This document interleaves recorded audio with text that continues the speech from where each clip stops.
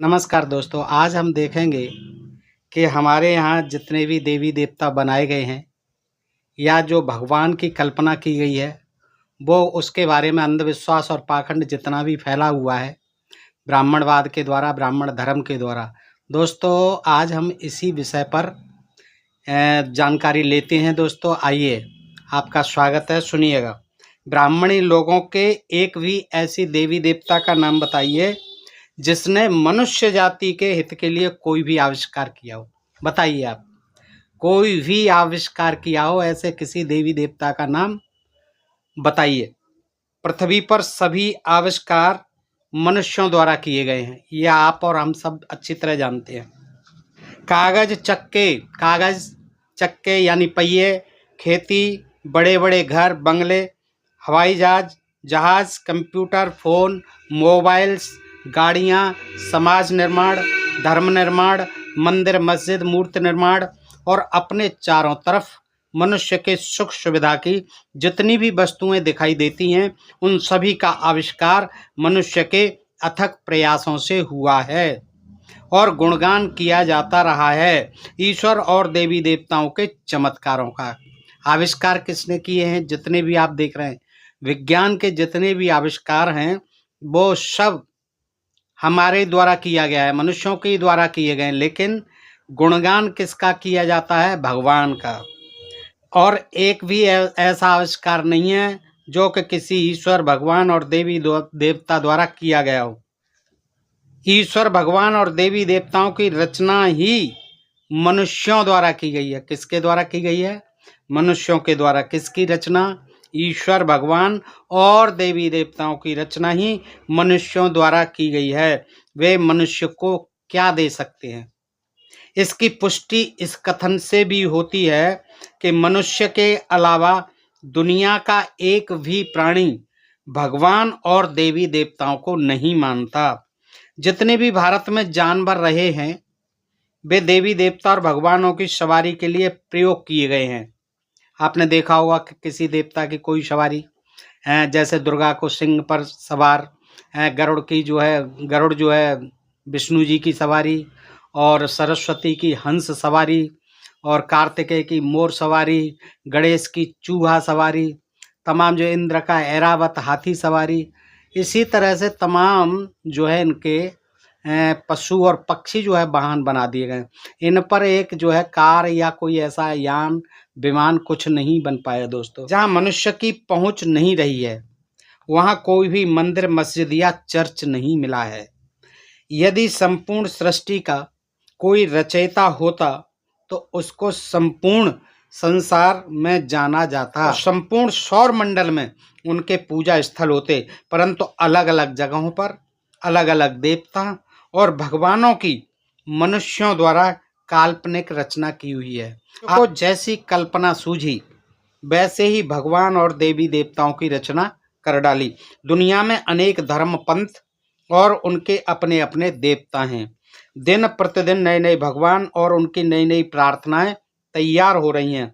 दुनिया में देवताओं के अलग अलग आकार और उनको प्रसन्न करने के लिए अलग अलग पूजाओं का निर्माण किया गया है। अभी तक किसी भी मनुष्य के पास भगवान मिलने का प्रमाण नहीं है कि किसी ने आज तक देखा हो, कभी देखा हो, ऐसा कोई प्रमाण नहीं है। भगवान को मानने वाले भी और नहीं मानने वाले भी एक जैसी जिंदगी जीते, एक समान जिंदगी जीते। जैसे वो जीते हैं, जैसे वो जीते हैं, जो भगवान को मानते हैं, जो नहीं मानते हैं, दोनों ही एक समान जिंदगी जीते हैं।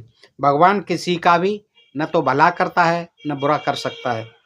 यदि ऐसा कोई भगवान होता तो सबसे पहले भ्रष्टाचार, अन्याय, चोरी, बलात्कार, आतंकवाद, अराजकता और ऊंच नीच पर रोक लगाता। परंतु हजारों वर्षों से पूरी पृथ्वी करोड़ों लोगों के खून और मानवताहीन अत्याचारों से रंगी और पटी पड़ी है। हजारों वर्षों से बच्चियों की भ्रूण हत्या होती आ रही है। गरीब और असहाय लोगों पर अत्याचार होते आ रहे हैं। मासूम बच्चों पर गोलियां दागी जा रही हैं तथा कथित धार्मिक स्थलों पर नारियों की इज्जत लूटी जा रही है। यदि कोई ऐसा भगवान होता तो उसको ये अत्याचार अवश्य दिखाई देते और दिखाई देते तो ऐसे अत्याचारों को आकर अवश्य रोकता, लेकिन ऐसा होता नहीं है। इससे ये सिद्ध होता है कि दुनिया में कहीं भगवान या ईश्वर नाम की कोई वस्तु नहीं है। उसी भगवान के मंदिर मस्जिद तोड़े जा रहे हैं। उसकी ही संतान को दूसरी संतानों द्वारा गुलाम बनाकर अत्याचार ढाए जा रहे हैं।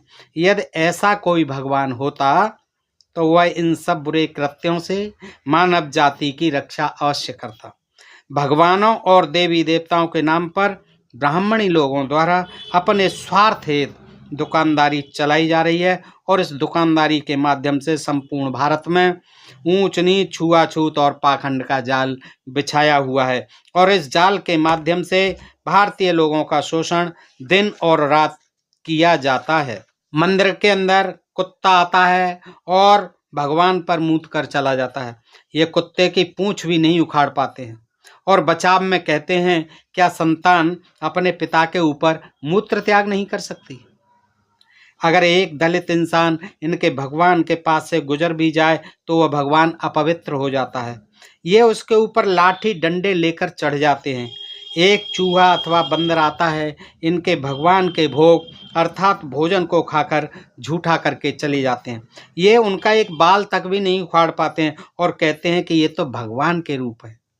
अगर एक दलित आदमी इसी काम को करता है तो ये उसे काटने को, मारने को, पीटने को दौड़ पड़ते हैं और उसको नीच, दुष्ट, अधम और न जाने कैसी कैसी उपाधियों से नवाज डालते हैं। ये धर्म के ठेकेदार एक पत्थर के पैर स्पर्श करने के लिए अपना धन और समय दोनों गंवाते, एक पत्थर के पैर स्पर्श करने के लिए अपना धन और समय दोनों गंवाते हैं और अपने आप को गौरवान्वित महसूस करते हैं, जबकि एक इंसान के देखने और छूने मात्र से ही इनका अमंगल हो जाता है। ये नरक के भागी हो जाते हैं। ये धर्म के ठेकेदार पशुओं के साथ बिस्तर साझा करते हैं, लेकिन इंसानों के साथ बैठना भी साझा नहीं करते। ये जानवरों को माँ बाप कह सकते हैं, लेकिन इंसान को इंसान नहीं कह सकते। ये पत्थरों पर घी और दूध की नदियां बहा सकते हैं, लेकिन भूखे नंगे इंसानों को दुत्कार कर भगा देते हैं। बताइए जानकारी आपको कैसी लगी? अच्छी लगी हो तो अपने मित्रों में अधिकाधिक शेयर कर दीजिए। जिन मित्रों ने अभी तक चैनल को सब्सक्राइब नहीं किया है प्लीज़ कर लीजिए और फिर मिलते हैं ऐसी जानकारी के साथ अगले वीडियो में। तब तक आप सब मित्रों का हृदय से आभार, नमस्कार, जय भीम, जय भारत, नमो बुद्धाय।